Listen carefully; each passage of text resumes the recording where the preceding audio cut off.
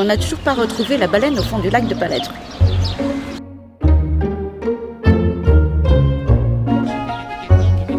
Nous entendons un bruit bizarre, un souffle mystérieux. C'est la baleine, c'est la baleine!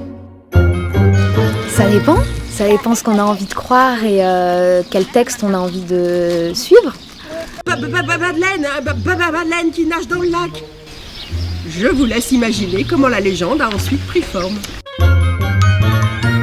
Ouais, moi je pense qu'elle existe. Alors maintenant, est-ce qu'elle existe ou pas c'est compliqué parce que il y a des faisceaux de présomption, il y a il y a cette histoire d'ossement, il y a cette histoire de paix de baleine, ça nous a quand même bien mis sur la piste. Comment dire, c'est plus des légendes que nous avons créées qui sortent tout droit de notre imagination.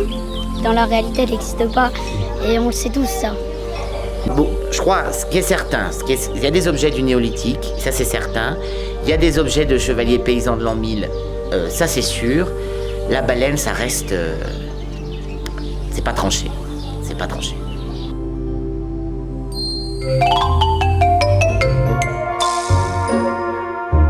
On leur a proposé de réfléchir justement sur est-ce qu'il y a une baleine dans ce lac ? Qu'est-ce que le musée ? Qu'est-ce qu'on y trouve ? Qu'est-ce que toutes ces choses-là ? Et aujourd'hui, il y a les volontaires qui sont là pour lire ce qu'ils avaient écrit, brut, tel que c'était. Et au mois de juin, par contre, ils seront intégrés dans le spectacle qui sera joué au musée. Petit à petit, au monastère, on dit que le menu fretin n'a pas d'intérêt, mais qu'il faut s'intéresser à la baleine et la rechercher activement. On a inventé des histoires depuis, je crois, novembre, décembre. Et maintenant, on va les lire devant des gens qui vont venir ici à la Grange d'Hymières et voilà. C'est un peu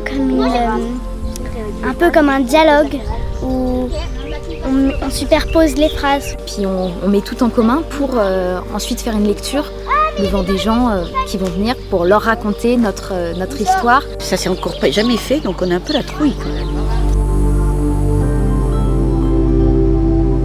Avec ça, je vais construire un spectacle déambulatoire aux alentours du musée qui va se poser la question justement de savoir s'il y a cette baleine ou pas au fond du lac. Voilà.